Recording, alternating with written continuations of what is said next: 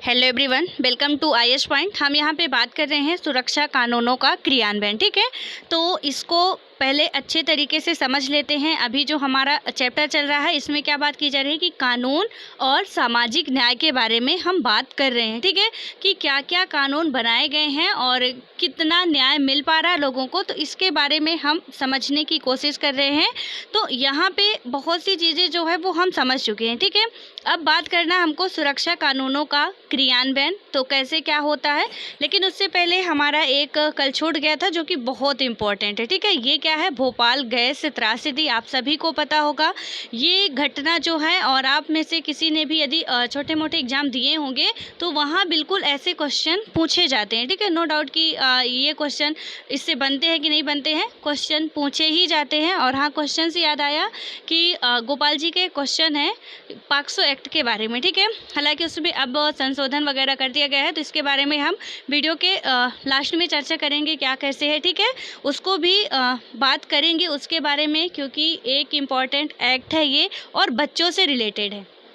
बहुत अच्छा क्वेश्चन है उनका, क्योंकि ये बच्चों से रिलेटेड है। ठीक है, जैसे मैंने आपको कल ही बताया था कि आप लोग यदि डिवाइड कर लेते हैं, जितने भी कानून बनाए गए हैं, पारित किए गए, जितने भी एक्ट आए हैं, उनको आप अलग अलग करके अपनी नोट्स में लिख लेते हैं थोड़ा थोड़ा कि ये कब लागू किया गया है, उसमें संशोधन कब हुआ है, देन उसका यदि हम बात करें तो कौन सी मिनिस्ट्री उसको लागू करती है और इसमें क्या क्या बातें कही गई हैं। ठीक है, 2-4 पॉइंट हमको नोट करना है और उससे हमारा काम हो जाएगा, क्योंकि एग्ज़ाम हॉल में हमको इतना सब कुछ याद नहीं रहता है और याद करने की कोई इतना ज़्यादा डिटेलिंग में ज़रूरत भी नहीं होती है। ठीक है, अब हम यहाँ पे बात करेंगे भोपाल गैस त्रासदी के बारे में।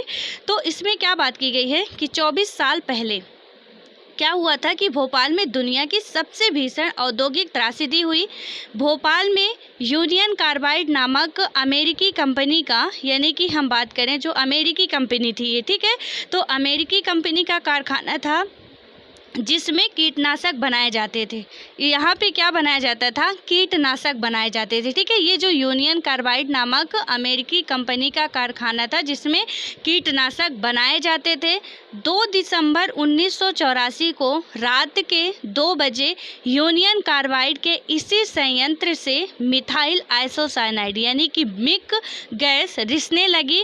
यह बेहद जहरीली गैस होती है। ठीक है, ये जो मिथाइल आइसोसाइनाइड गैस होती है वो बहुत ही जहरीली गैस होती है, और आप में से जो भी केमिस्ट्री के स्टूडेंट रहे होंगे तो उनको पता होगा कि ये गैस कितनी खतरनाक होती है।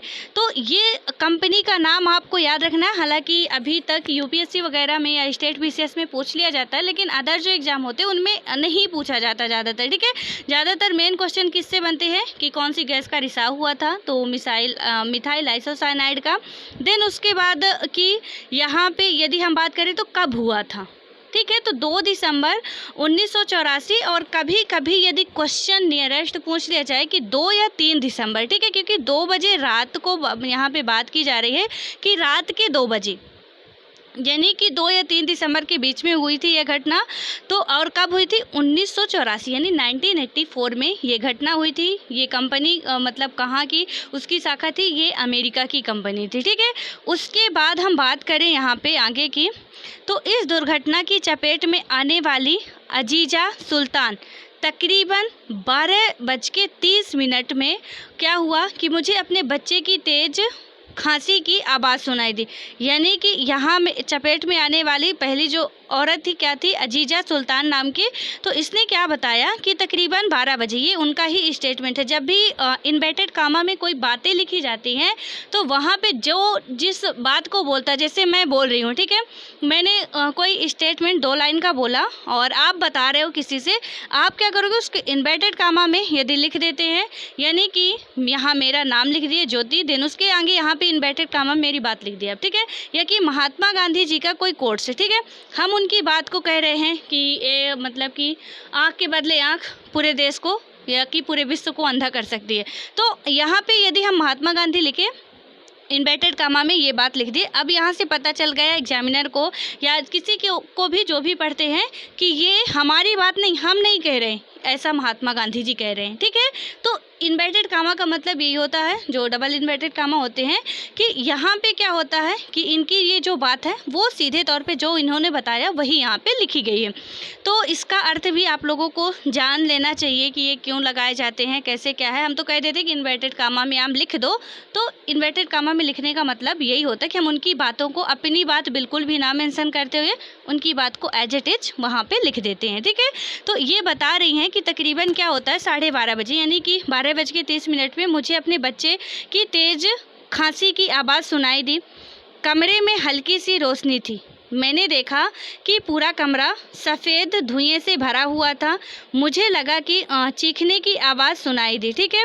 यदि कि मतलब उन्हें क्या, मुझे लोगों की चीखने की आवाज़ सुनाई दी, जब मतलब सब कह रहे थे भागो भागो। इसके बाद मुझे भी खांसी आने लगी। लगता था जैसे मैं आग में सांस ले रही हूँ।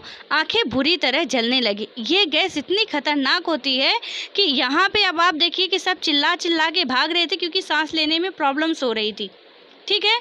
तो वहाँ पे क्या हुआ कि ये अपनी जो आप बीती है वो बता रही हैं। हालांकि ये बच गई होंगी तभी बता रही, उनका स्टेटमेंट यहाँ पे दिया गया है कि बुरी तरह से उनको ऐसा लग रहा था कि हम आग में सांस ले रहे हैं, ठीक है, आग के धुएं में सांस ले रहे हैं। उसके बाद बात करें तो 3 दिन के भीतर, यानी कि अगली सुबह क्या होता है, 3 दिन के भीतर 8,000 से ज़्यादा लोग मौत के मुंह में चले गए। लाखों लोग गंभीर रूप से प्रभावित हो गए। इतना इसका गंदा प्रभाव पड़ा कि 3 दिन के अंदर अंदर, ठीक है, यानी कि 72 घंटे के अंदर अंदर 8,000 से ज़्यादा लोग क्या हो गए, मौत के मुंह में जा चुके थे। और पूरी जितनी भी वहाँ की पब्लिक थी, ज़्यादा से ज़्यादा लोग इसके मतलब प्रभाव में आ चुके थे, ठीक है। गंभीर रूप से वो लोग प्रभावित हो चुके थे। वहाँ पे अभी भी इसका असर देखने को मिलता है। जहाँ पे ये दुर्घटना हुई थी कोसों दूर तक ये पहुँच चुकी थी, ठीक है। और उसके बाद क्या होता है कि सामूहिक अंतिम संस्कार यहाँ पे ये किया जा रहा है, यहाँ पे ये, ठीक है। उसके बाद सामूहिक, अब इतने ज़्यादा लोग हैं तो वहाँ पे सबको सामूहिक ही करना पड़ेगा। जैसा आप कोविड-19 की स्थिति में देख रहे हैं कि अभी यहाँ पे क्या बहुत ही बुरी हालत चल रही है, ठीक है। ये किसी की यदि डेथ हो जाती है तो वहाँ भी डेथ बॉडी जो है वो नहीं दी जाती घर वालों को, पता नहीं कहाँ ले जाके उनको पहले ही वो सब काम रफा जफा कर देते हैं, ठीक है। उसके बाद अब आता है कि जहरीली गैस के संपर्क में आने वाले ज़्यादातर लोग करीब कामकाजी परिवारों के लोग थे, यानी गरीब कामकाजी परिवार के लोग थे। उनमें से लगभग 50,000 लोग आज भी इतने बीमार हैं कि कुछ काम नहीं कर सकते हैं, ठीक है। जो लोग इस गैस के असर में आने के बावजूद जिंदा रह गए, उनमें से बहुत सारे लोग गंभीर श्वास विकारों, आँख की बीमारियों और अन्य समस्याओं से पीड़ित हैं। यानी कि यहाँ पे जो अभी भी बचे हुए थे उनको क्या हो गया कि गंभीर श्वास की बीमारी हो गई, उनको आँख की बीमारी हो गई और अन्य भी समस्याएं कुछ ऐसी थी जो कि वो आज भी पीड़ित हैं। बच्चों में अजीबोगरीब विकृतियाँ पैदा हो रही हैं। इस चित्र में दिखाई दे रही लड़की इस बात का उदाहरण है, ठीक है। यहाँ पे एक लड़की का डायग्राम दिखाया गया है, यानी पिक्चर दिखाई गई, तो ये एक उसका अजीबोगरीब उदाहरण है कि बच्चे जो हैं वो पैदा होते ही विकलांग टाइप के हो रहे हैं, क्योंकि उसका जो इतना बुरा प्रभाव पड़ा है आज भी वो देखने को मिलता है। और आज भी वहाँ की स्थिति जो है, जो जनरेशन आने वाली है, मतलब पैदा होते हैं बच्चे तो वो कहीं ना कहीं मतलब आँख से, कान से, पैर से उनका कुछ ना कुछ पूरा तो नहीं लेकिन कुछ ना कुछ उनमें डिफेक्ट रहता है, ठीक है। उसके बाद क्या है कि गैस में बुरी तरह से प्रभावित एक बच्चा, यानी कि यहाँ पे एक बच्चा गैस में बुरी तरह से प्रभावित है। उसके बाद हम देखें यूनियन कार्बाइड कर्मचारी यूनियन के सदस्यों का आंदोलन। अब ये आंदोलन कर रहे हैं, यानी जो हम कल परसों से पढ़ रहे हैं कि एक यूनियन बनाते हैं लोग, जो मजदूर यूनियन बनाया जाता है। तो यही है कि अब ये मजदूर लोग जो बच गए वो आंदोलन कर रहे हैं, क्योंकि हम पहले ही पढ़ चुके हैं, ठीक है। मैंने वो टॉपिक आपको पहले इसीलिए पढ़ा दिया था कि यहाँ पे अच्छी सुविधा नहीं होने के कारण ये दुर्घटना घटित हुई। एक तो यहाँ पे मतलब कि आपातकालीन स्थिति में कोई सुविधाएं नहीं थी और जो भी अवेलेबल थी वो तो मतलब एक तो बहुत कम मात्रा में थी और जो थी वो चल नहीं रही थी, सही से काम नहीं कर रही थी। ठीक है। और इसी कारण कहीं ना कहीं कर्मचारियों की कमी के कारण ही, मालिकों की कमी के कारण ही ये घटना घटित हुई थी। उसके बाद है कि यह तबाही कोई दुर्घटना नहीं थी। यूनियन कार्बाइड ने पैसा बचाने के लिए सुरक्षा उपायों को जानबूझकर नज़रअंदाज किया था। ये कोई दुर्घटना नहीं थी। उन्होंने अपनी पैसा बचाने के लिए, मजदूरों की कद्र नहीं है उनको, ठीक है। आज भी ऐसा ही होता है, नहीं तो विशाखापट्टनम की घटना ना होती। तो यहाँ पे क्या हुआ कि ये जो है कि उनको पैसा बचाने के लिए उन्होंने जानबूझ के किया था, तो इसको हम एक एक्सीडेंट नहीं कह सकते हैं। यहाँ पे जानबूझ के किया धरा था, ठीक सब कुछ, ठीक है। अब जानबूझ के ऐसा नहीं कि उन्होंने गैस खोल दिया था। यदि वो अच्छे तरीके से करते कि तो वहाँ पे हम अमेरिका की स्थिति देख चुके थे। अमेरिका में भी यही कंपनी है, वहाँ तो ऐसा कुछ, यही कारखाना, कुछ ऐसा सुनने को नहीं मिला, क्योंकि वहाँ पे हम देखें कितनी बेहतर सुरक्षा सुविधा थी। लेकिन यहाँ पे वो नहीं था, क्योंकि यहाँ पे पैसा बचाया जा रहा था, ठीक है। क्या हुआ कि 2 दिसंबर की त्रासदी से बहुत पहले भी कारखानों में गैस का रिसाव हो चुका था। इन घटनाओं में एक मजदूर की मौत हुई थी, जबकि बहुत सारे घायल हुए थे, ठीक है। यानी कि भाग दौड़ में भी बहुत से घायल हो जाते हैं। आपको पता है कि जब कहीं भीड़ में है, अब वहाँ पे सब अपनी जान बचाने के लिए भागते हैं, और कुछ तो दौड़ते दौड़ते ही आधे मतलब कहीं ना कहीं गिर गए, कुछ हो गया, तो वहीं पे उनकी डेथ भी हो जाती है, ठीक है।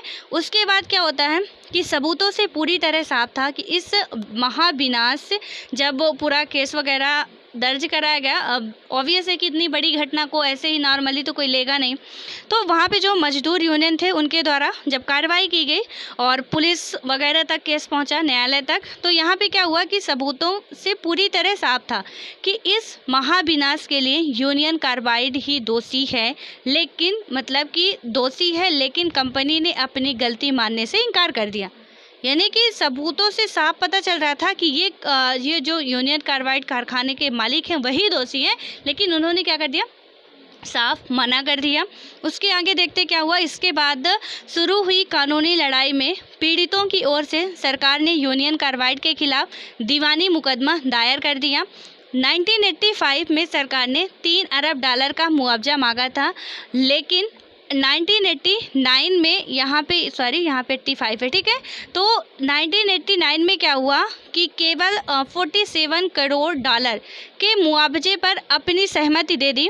इस त्रासदी से जीवित बच निकलने वाले लोगों ने क्या किया कि इस फैसले के खिलाफ सर्वोच्च न्यायालय में अपील की, मगर सर्वोच्च न्यायालय ने मतलब कि जो सर्वोच्च न्यायालय था, या कि हाई कोर्ट की बात सुप्रीम कोर्ट की बात करें तो सुप्रीम कोर्ट ने भी इस फैसले में कोई बदलाव नहीं किया।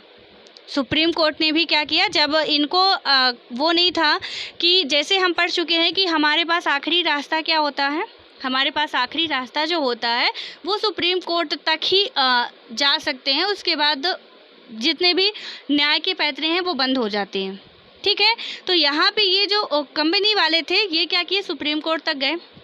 अब सुप्रीम कोर्ट ने भी जो फैसला पहले सुनाया जा चुका था उसी फैसले पे अडिग रहा, ठीक है। उसके बाद क्या होता है कि यहाँ पे यदि हम देखें, यूनियन कार्बाइड ने कारखाना तो बंद कर दिया, लेकिन भारी मात्रा में विषैले रसायन वहीं छोड़ दिए। जो ये यूनियन कार्बाइड थे उसने क्या किया, कारखाना तो अपना बंद कर दिया, क्योंकि जब सुप्रीम कोर्ट का फैसला सर्वमान्य होता है और उसने भी पहले ही इसको दिवालिया घोषित कर दिया गया था, तो वहाँ पे क्या हुआ कि यदि हम बात करें, इसमें क्या बात की गई है कि दीवानी मुकदमा दायर कर दिया गया था, ठीक है।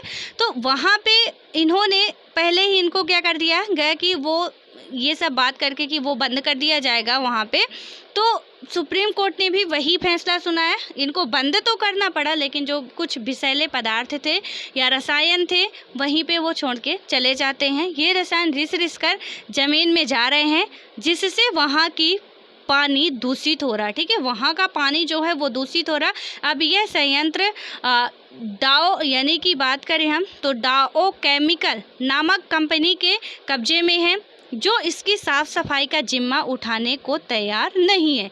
यानी कि ये जो संयंत्र है, ये जो पॉइंट है आपके लिए बहुत ही प्रॉफिट वाले हो सकते हैं। तो यहाँ पे जो भोपाल गैस की यानी कि बात करें तो जो भोपाल गैस त्रासदी हुई थी या यूनियन कार्बाइड कारखाना जो था, तो इसमें जो विषैली गैस थी, ठीक है, वो अभी भी वहाँ पे मौजूद है।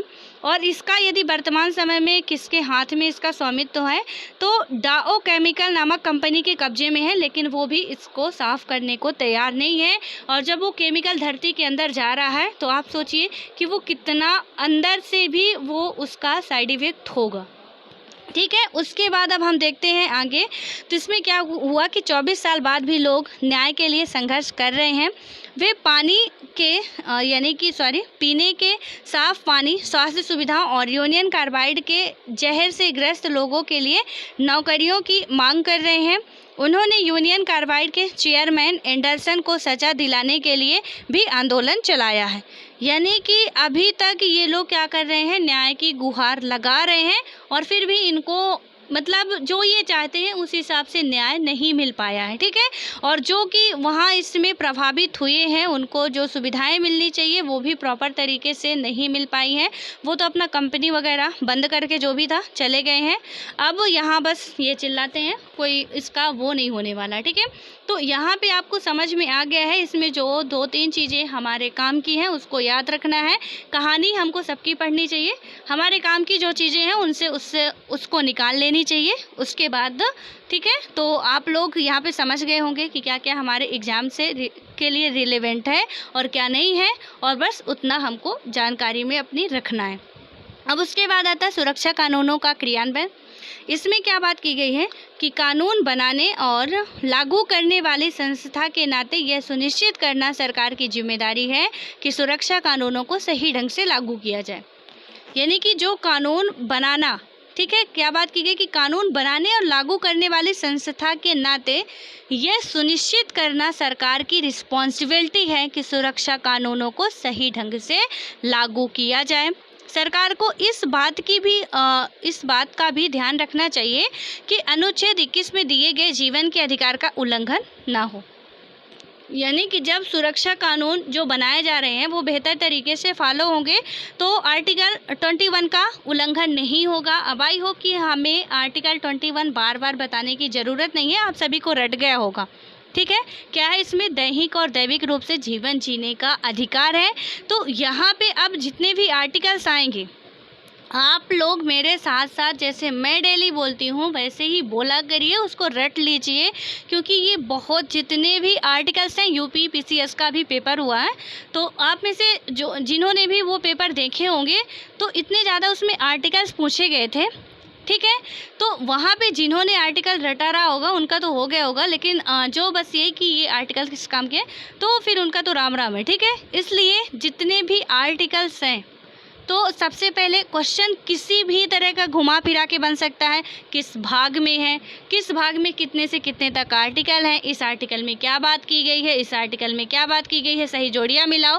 तो किसी भी तरीके से क्वेश्चन बन सकता है, बस हमारे कॉन्सेप्ट क्लियर होने चाहिए।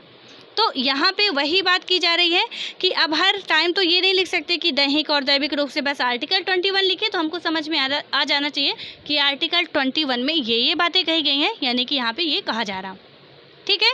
तो क्या किया गया कि जीवन के अधिकार का उल्लंघन ना हो। जब यूनियन कार्बाइड संयंत्र में सुरक्षा मानकों की इस तरह खुलेआम अवहेलना हो रही थी तो सरकार क्या कर रही थी, यानी कि यहाँ पे क्वेश्चन उठाया जा रहा है कि जब यूनियन कार्बाइड मानकों की इस तरह खुलेआम अवहेलना हो रही थी तो सरकार हमारी क्या कर रही थी। उसके बाद है कि पहली बात, भारत में सुरक्षा कानून ढीले थे। दूसरा, उन कमज़ोर सुरक्षा कानूनों को भी ठीक से लागू नहीं किया जा रहा था। यानी कि यहाँ पे क्या हुआ कि भारत में जो सुरक्षा कानून थे वो क्या थे, ढीले थे।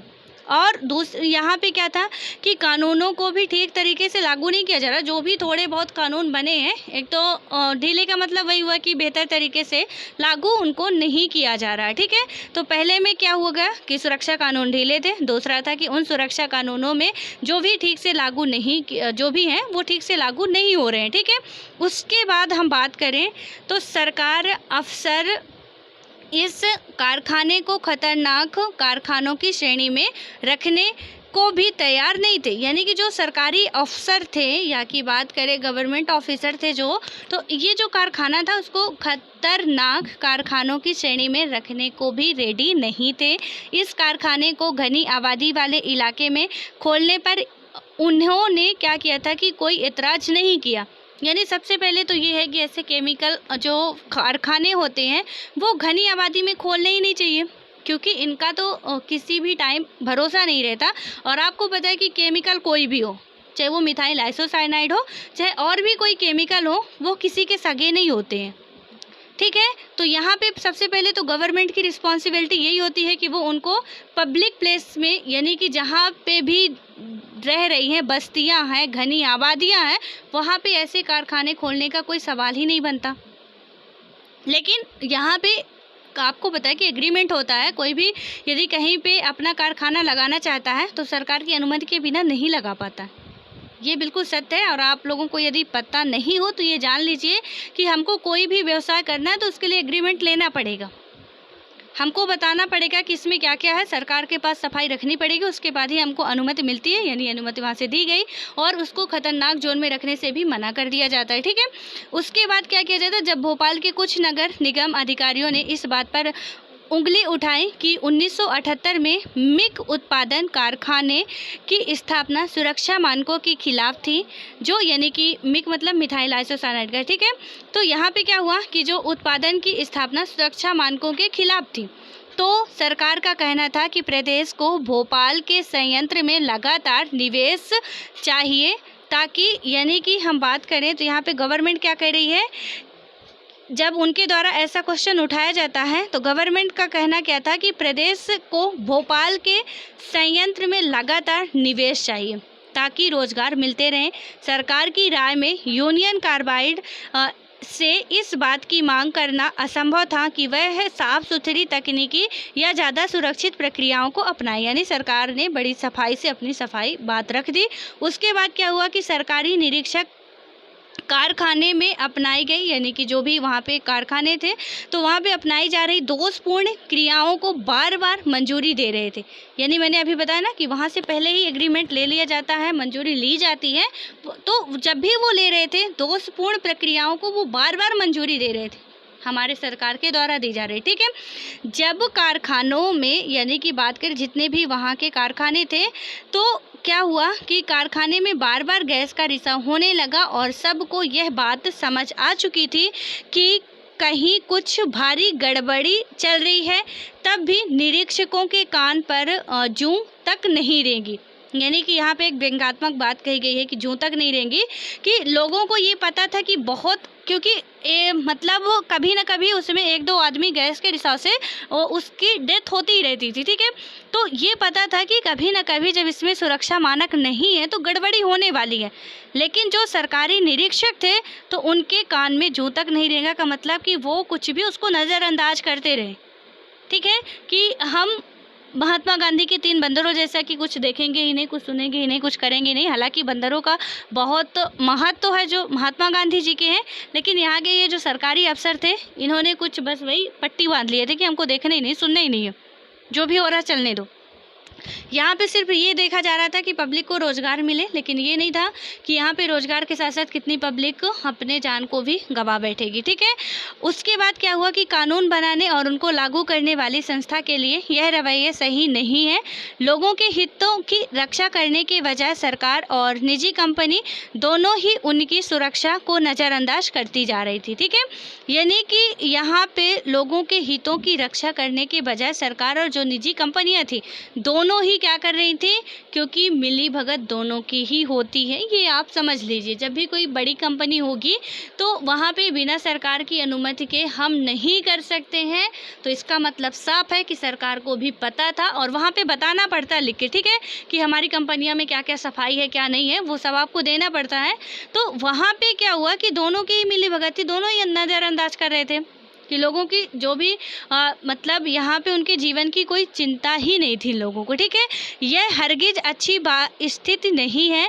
जब भारत में स्थानीय और विदेशी व्यवसाय नए नए कारखाने खोलते जा रहे हैं तो मजदूरों के अधिकारों की रक्षा करने वाले सख्त कानूनों और उनके ज़्यादा बेहतर क्रियान्वयन की ज़रूरत और बढ़ गई है। ठीक है, कि जब यहाँ पे यदि ऐसे विदेशी कंपनियां आती हैं यहाँ पे अपना जो भी कारखाना वगैरह स्थापित करती हैं, तो यहाँ पे कुछ ऐसे लॉ बनाए जाएं जो कि मजदूरों के पक्ष में हो।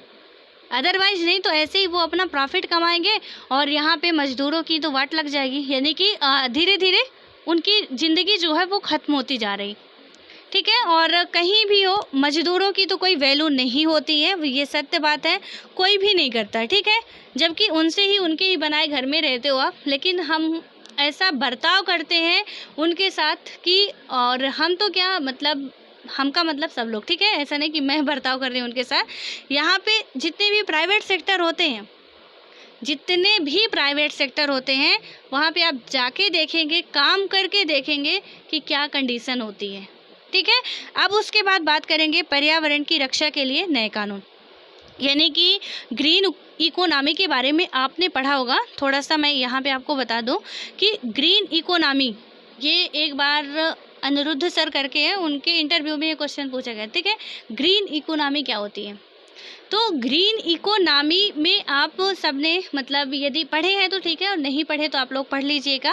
वहाँ पे क्या होता है कि आप लोग क्या करिए कि कोई भी कंपनी स्थापित कर रहे हैं तो वहाँ पे ये भी ध्यान रखिए कि हमारा अच्छे तरीके से काम भी हो, पर्यावरण को हानि भी ना हो, मतलब बैलेंस बना के चलना उसके अंतर्गत। ठीक है, ये इसमें आपको जो भी कंपनी मालिक होते हैं उनको ये बताना पड़ता है कि यहाँ पे हम जो भी कारखाना स्थापित करेंगे वहाँ से पर्यावरण को भी कम से कम मतलब हानि हो, उससे ज़्यादा नुकसान हमारे इन्वायरमेंट को ना हो। ठीक है, तो यहाँ पे पर्यावरण की रक्षा के लिए, क्योंकि अब जब आप बताइए गैस का रिसाव हुआ, जब गैस का रिसाव होता है तो ऑब्वियस है कि पूरा हमारा जो इन्वायरमेंट है वो तो बिगड़ेगा ही बिगड़ेगा। लोग तो जो भी डेथ हो रही है तो हो रही है, उनके साथ साथ जो कि पशु हैं, जो पक्षी हैं, जो जंगली जानवर हैं, उनकी भी डेथ तो हुई होगी। ठीक है, तो यहाँ पे ये गंभीर समस्या हमारे इन्वायरमेंट के लिए बन सकती है। बहुत बड़े बड़े कारखाने होते हैं जिनके जो धुएँ निकलते हैं उनसे भी हमारे पर्यावरण का प्रभाव होता है, मतलब पर्यावरण को प्रभावित करते हैं वो लोग। उसके बाद उनसे जो पानी, गंदा पानी निकलता है, उनमें लेड वगैरह मिले रहते हैं, और जब वो जाते हैं तो उससे भी क्या होता है कि हमारे पर्यावरण को काफ़ी नुकसान होता है। तो इसके बारे में ही बताया गया है। यहाँ पे क्या हुआ कि 1984 में हमारे पास पर्यावरण की रक्षा के लिए बहुत कम कानून थे। अब पर्यावरण की रक्षा के लिए भी कानून बनाए गए हैं, तो प्रकृति को तो हमको नहीं भूलना चाहिए किसके लिए क्या क्या कानून बनाए गए हैं। ठीक है, तो आप जो मैंने आपको वो लिस्ट बताई थी उसमें आप एक ये भी मेंशन कर लीजिए, इसमें भी आपको सर्च करना है कि कौन कौन से कानून बनाए गए हैं। ठीक है, तो 1984 तक कोई कानून नहीं थे, क्योंकि होता क्या है ना कि जब तक हम चोट नहीं खाते तब तक हम उसकी पहले से क्या करते हैं, मतलब बचाने की सुविधा नहीं रखते अपने पास। ठीक है, अलर्ट नहीं होते हैं, और जब 1984 में ये दुर्घटना हो जाती है उसके बाद ये लोग थोड़ा सोचते हैं। ये लोग क्या, हम सभी की यही आदत होती है कि हम लोग जब तक खुद पे चोट नहीं खाए होते हैं तो दुनिया क्या कर रही है उससे हम बिल्कुल मस्त मौला चलते रहते हैं, हमको कोई प्रभाव नहीं पड़ता। उसके बाद जब हम पे आती है तब थोड़ा सोचते हैं। ठीक है, तो यहाँ पे क्या है कि जब ऐसी घटना होती है तो बहुत कम उस टाइम तक कानून थे। इन कानूनों को लागू करने की व्यवस्था तो और भी कमज़ोर थी। पर्यावरण को एक मुफ्त चीज़ माना जाता है। किसी भी उद्योग को हवा पानी में प्रदूषण छोड़ने की खुली छूट मिली हुई थी। ठीक है, चाहे नदियाँ हो, हवा हो या भूमिगत पानी हो, पर्यावरण दूषित हो रहा था और लोगों को मतलब लोगों की सेहत के साथ खिलवाड़ किया जा रहा था, पर्यावरण दूषित हो रहा था। आपको पता कि पर्यावरण की जो डिफिनेशन है, यदि आपको पता हो तो वहाँ पे सिर्फ पर्यावरण में पेड़ पौधे नहीं आते हैं। पर्यावरण में हमारे सिर्फ हम पेड़ पौधों की बात नहीं कर सकते हैं, हमारे आसपास के चारों ओर का जितना भी वातावरण है, यहाँ पे जो ह्यूमन हैं वो भी पर्यावरण के अंतर्गत ही आ रहे हैं। ठीक है, जीव जंतु हो गए, पशु पक्षी हो गए, पानी हो गया, जल हो गया, सब कुछ ही पर्यावरण के अंतर्गत आता है। ये मत समझिएगा, यदि आई होप कि आप सब लोग बड़े हैं, इतनी बात तो समझ ही रहे होंगे, लेकिन यदि थोड़ा बहुत भी जिसको भी कन्फ्यूजन हो मैं उनके लिए बता रही हूँ कि यहाँ पे पर्यावरण का मतलब सिर्फ एक उसकी डिफिनेशन नहीं होती है कि पेड़ पौधे हरे भरे जो भी हम देखें ये हमारा पर्यावरण हो गया, ऐसा कुछ भी नहीं है। ठीक है, तो यहाँ पे क्या हुआ, बात भी की जा रही कि हवा पानी में प्रदूषण छोड़ने की खुली छूट मिली हुई थी और ये बिल्कुल सही था। अभी भी कुछ ऐसा ही चल रहा है, हालांकि कई सारे कानून बनाए गए हैं लेकिन कौन देखता है। ठीक है, उसके बाद क्या हुआ कि ढीले सुरक्षा मानकों से न केवल यूनियन कार्बाइड को फ़ायदा मिला बल्कि उसे प्रदूषण से निपटने के लिए पैसा भी खर्च नहीं करना पड़ा। अमेरिका में यही कंपनी इस जिम्मेदारी से नहीं बच सकती थी, यानी कि अमेरिका में यही कंपनी, अब सोचिए कि जो अमेरिकन आया यहाँ पे कंपनी खोलने के लिए, तो ऐसे तो उसने नहीं आके कंपनी खोल ली होगी कि प्रॉफिट ना हो, और यहाँ के भारत की जनता की भलाई के लिए उसने कंपनी खोल दी हो। और भलाई तो जितनी किया तो आप देख ही चुके हो कि 8,000 से ज़्यादा लोग तो 3 दिन के अंदर अंदर उनकी डेथ हो चुकी थी, और आज भी गंभीर स्थिति में लोग हैं, तो वहाँ पे भलाई तो वो अच्छी खासी करके गए हैं। ठीक है, तो यहाँ पे क्या था कि यहाँ पे उनको सब कुछ सस्ते में मिल रहा था, मजदूर भी सस्ते में मिल रहे थे, और जो सामान वगैरह था तो वो खैर अपना जो वहाँ से मंगाते रहे होंगे तो उनका था। उसके बाद मजदूरों का कोई खर्चा भी नहीं लग रहा था, यहाँ में रहने खाने का कोई खर्चा ज़्यादा नहीं लग रहा था, और यहाँ पे उनका जो टैक्स वगैरह था जो कि और कुछ अदर रिस्पॉन्सिबिलिटी जो होती हैं वो भी ज़्यादा नहीं थी, मतलब उनको खुद ही छूट थी। ठीक है, क्या होता है कि भोपाल त्रासदी ने पर्यावरण के मुद्दों को अगली कतार में ला दिया। कई लाख ऐसे लोग, मतलब कि ऐसे लोग कारखाने से निकली जहरीली गैस का शिकार बन गए थे जो इस कारखाने से किसी भी तरह जुड़े नहीं थे। इससे लोगों को यह एहसास हुआ कि मौजूदा कानून चाहे कितने भी कमज़ोर हों वे केवल मजदूरों से ही संबंधित हैं। उनमें उन आम लोगों के अधिकारों पर ध्यान नहीं दिया गया जो औद्योगिक दुर्घटनाओं के कारण घायल होते हैं। यानी कि अब क्या बात की गई कि जो कानून बने हुए, उस टाइम जो कानून बने हुए थे तो ऐसा नहीं था कि कानून नहीं बने हुए थे। हमने देखा कि मजदूरों के लिए भी कानून बने हुए थे, लेकिन क्या था मजदूरों के लिए। अब आप बताइए कि जब कहीं घनी बस्ती में ये केमिकल फैक्ट्री लगाई गई, ठीक है, अब वहाँ पे तो ऐसा तो नहीं है कि पूरी जितनी भी बस्तियाँ हैं वो सारे के सारे वहाँ जाके काम करने लगे होंगे कि मजदूरों की बस्ती ही रही होगी। बहुत से ऐसे भी लोग थे जो कि वहाँ पे काम नहीं करते थे, लेकिन जब गैस का रिसाव हुआ तो अब गैस को तो पता नहीं था उसको कि ये हमारी कंपनी में काम करते, इसके पास जाना चाहिए। जब गैस का रिसाव हुआ हवा के प्रभाव से वो सब जगह पहुँची, जो काम करते थे उनके पास भी, जो काम नहीं करते थे उनके पास भी वो गई और उनको भी नुकसान पहुँचाई। तो यहाँ पे क्या बात की गई कि मजदूरों के साथ साथ एक जो आम पब्लिक है उनके हित में भी बात करनी चाहिए। कोई भी कानून बने तो ऐसा नहीं कि सिर्फ एक के लिए बने। ठीक है, उसके बाद क्या हुआ कि पर्यावरणीय जो कार्यकर्ताओं तथा अन्य लोगों के मतलब इस दबाव से क्या हुआ कि इस दबाव से निपटने के लिए भोपाल त्रासदी यानी गैस त्रासदी के बाद भारत सरकार ने पर्यावरण के बारे में नए कानून बनाए। पर्यावरण को नुकसान पहुंचाने के लिए प्रदूषण फैलाने वालों को ही जिम्मेदार माना जाने लगा। इसके पीछे समझ यह थी कि यदि हम बात करें इसके पीछे की समझ की तो यह थी कि हमारे पर्यावरण पर अगली पीढ़ियों का भी हक बनता है और उसे केवल औद्योगिक विकास के लिए नष्ट नहीं किया जा सकता। जो मैं आपको बार बार बोलती हूँ कि यहाँ पे आज हम यदि पानी से रिलेटेड, मैंने भी आपको बताया था कि आज हमारे लिए पानी खारा मीठा जो भी मिल रहा, आने वाली पीढ़ियों को तो शराब से ही काम चलाना पड़ेगा क्योंकि यहाँ पे पानी तो अब इतना ज़्यादा उसका प्राइस बढ़ जाएगा कि वहाँ पे उससे सस्ती तो उनको शराब लगेगी कि चलो इसी को पी के अपना जो गला है उसको सींच लेते हैं थोड़ा सा और मस्त बिल्कुल मदमस्त लेटे रहते हैं। तो हम आने वाली मतलब कि ऐसा तो नहीं कि सिर्फ हमारा ही हक है, हम जितना चाहे अंधाधुंध इसको नष्ट करते रहें, लगाने की कोशिश तो करते ही नहीं है। और वहाँ पे आप देख रहे हो कितने जीव जंतु जो हैं वो नष्ट हो रहे हैं। ठीक है, वहाँ ये जो जितने भी जीव जंतु होते हैं उनसे भी हमारे पर्यावरण की शुद्धता बढ़ती है, लेकिन वो लगातार नष्ट होते जा रहे हैं। हम इको मतलब जियोग्राफी पढ़ते हैं, उसमें देखते हैं कि ये डेंजर्ड जोन में रखा गया, इन डेंजर्ड जोन में रखा गया, ये वल्नरेबल सेक्शन में रखा गया। तो क्यों रखा गया? क्योंकि ये नष्ट हो रहे हैं और हम अपने लिए सिर्फ अपना देख रहे हैं। आने वाली पीढ़ी का क्या होगा, आएगी भी कि नहीं आएगी, अब भगवान ही जाने। क्योंकि ये जो अंधाधुंध चल रहा है कि इतना डेवलपमेंट हो रहा है। एक पॉलिटी का क्वेश्चन है, आप लोग उठा के देखिएगा कि आज हम मतलब विकसित देश की श्रेणी में आने के लिए कहीं ना कहीं जो पहले की स्थिति थी उसको, अपने अस्तित्व को हम खोते जा रहे हैं। और ये बिल्कुल सही है। मेंस का क्वेश्चन था कि हम यहाँ पे कुछ ऐसे ये टॉपिक होते हैं जहाँ पे हम मेंशन कर सकते हैं, ठीक है, कि यदि आप उस आंसर को लिख रहे हो तो, क्योंकि बूंद बूंद से घड़ा बढ़ता, हम तभी इतना सारा सब कुछ पढ़ते हैं ताकि 150 वर्ड में हमको क्या लिखना है, कैसे लिखना है, कि बिल्कुल एग्जैक्ट जो भी क्वेश्चन पूछा जाए उसका आंसर हो। और ऐसा नहीं होता जैसे कॉलेज में होता है कि हमने पढ़ा कि प्रधानमंत्री से रिलेटेड पढ़ा, फिर क्वेश्चन आ गया प्रधानमंत्री क्या हैं, कौन है, कैसे हैं, विशेषताएं बताइए। ऐसे क्वेश्चन तो यूपीएससी पूछता नहीं है।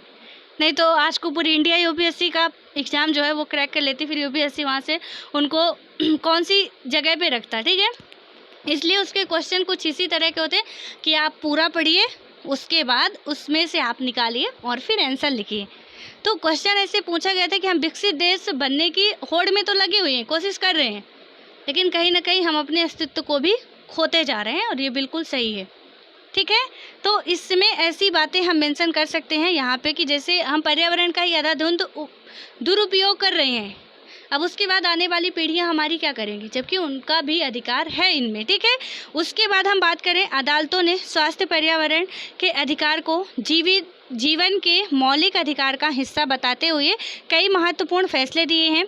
सुभाष कुमार बनाम बिहार राज्य 1991 के मुकदमे में सर्वोच्च न्यायालय यानी कि सुप्रीम कोर्ट ने कहा कि जीवन यानी कि जीवन का अधिकार संविधान के अनुच्छेद 21 के तहत एक मौलिक अधिकार है, और इसमें प्रदूषण मुक्त हवा और पानी का अधिकार भी शामिल है। यह सरकार की रिस्पॉन्सिबिलिटी या जिम्मेदारी है कि वह प्रदूषण पर अंकुश लगाने और नदियों को साफ रखने, और जो दोषी हैं उन पर भारी जुर्माना लगाने के लिए कानून और प्रक्रियाएं तय करें, ठीक है। यानी ये सुप्रीम कोर्ट के कहा गया सुप्रीम कोर्ट के द्वारा ये बातें कही गई, और कब कही गई, जबकि वहाँ पे एक क्या केस दर्ज किया गया, और इस केस का नाम क्या था, सुभाष कुमार बनाम बिहार राज्य 1991। इसको आप लोग अपनी नोट्स में लिख लीजिए क्योंकि ये इम्पोर्टेंट है। तभी ये प्रावधान लाया गया था कि क्या किया जाए, आर्टिकल 21 के तहत उनको जीवन जीने का अधिकार है, और ये सरकार की जिम्मेदारी है कि जो भी कंपनी वगैरह हैं जो भी नुकसान पहुंचा रहे हैं हमारे पर्यावरण को, उनके खिलाफ कड़ा से कड़ा एक्शन ले। इतना आई होप कि आप लोग समझ गए होंगे। अब यहाँ पे हम बात करें जन सुविधा के रूप में पर्यावरण, ठीक है। तो इसके बारे में पढ़ने से पहले थोड़ा सा यदि हम इसको निष्पादित करते हैं सॉरी, तो यहाँ पे क्या बात की गई है, अब वो निष्कर्ष, टाइम ज़्यादा हो रहा है, अगले वीडियो में ही बात करेंगे, और वो चैप्टर भी, वो जो यहाँ पे दिया हुआ है इसको भी हम अगले वीडियो में ही बात करेंगे, ठीक है। हाँ, थोड़ा सा आपको जो ये पॉक्सो एक्ट है इसके बारे में यदि हम बात करें तो सबसे पहले ये जो 2012 में आता है, ठीक है, इसमें अमेंडमेंट किया गया। आपको पता है कि 2019 में क्या किया गया, इसमें संशोधन किया गया है पॉक्सो एक्ट में। यहाँ पे पहले जो कानून था, तो इस कानून में मेन रूप से क्या था कि बच्चों के प्रति जो भी यौन उत्पीड़न होते हैं या कि यौन शोषण होते हैं या कि पोर्नोग्राफी, तो ये जैसे जो भी ये घिनौने अपराध होते हैं उनको रोकने के लिए ये एक्ट लाया गया था, ठीक है। बच्चे यानी कि हम बात करें तो जो भी छोटे बच्चे होते हैं 12 साल की उम्र तक के, यदि उनके साथ, अब तो 16 वर्ष कर दिया गया है और इसमें संशोधन किया गया है। अब आपको पता है कि छोटे छोटे जो बच्चे हैं उनमें से लड़कियां ही नहीं लड़के भी सेफ नहीं हैं। ये आप लोग जान लीजिए कि यहाँ पे यदि हम बात करें तो सिर्फ हम ऐसा नहीं कह सकते कि लड़कियों के साथ ही ये कुछ ऐसा घिनौना काम किया जाता है, लड़के भी आज की दुनिया में सेफ नहीं हैं, और इसीलिए इस एक्ट में संशोधन भी किया गया। तो सबसे पहले कि ये कब आया था, तो 2012 में आया था, और उसके बाद यहाँ पे इसको कौन लागू करता है, ठीक है। तो जो हमारी यदि हम बात करें तो ministry of women and child development, उसके द्वारा इसको लागू किया जाता है। और यहाँ पे इसका कभी कभी यदि फुल नेम भी पूछ लिया जाता है आपको, तो इसमें क्या होता है कि the protection of children of offence act होता है, ठीक है, जो POCSO यानी कि द प्रोटेक्शन ऑफ चिल्ड्रेन, सी का हो गया चिल्ड्रेन ऑफ और यानी कि यहाँ पे द प्रोटेक्शन जो मैं बोल रही हूँ आप लोग उसको लिख लीजिए, the protection of children of offence यानी कि ऑफेंसेस एक्ट, ठीक है। ऑफेंसेस जो है ये यहाँ पे आपको समझ में नहीं आएगा, ऑफेंसेस एक्ट है, ठीक है। तो इसका फुल नाम भी यदि पूछ लिया जाए या कि मिनिस्ट्री पूछ लिया जाए कि मिनिस्ट्री कौन सी है, तो ministry of women and child development है। तो ये इसको क्या करती है, इस एक्ट को या कि इस कानून के लिए जो भी प्रावधान है वो बनाते हैं। और ये कानून किस लिए था, ये कानून था बच्चों के यौन उत्पीड़न से संबंधित है, यौन शोषण से।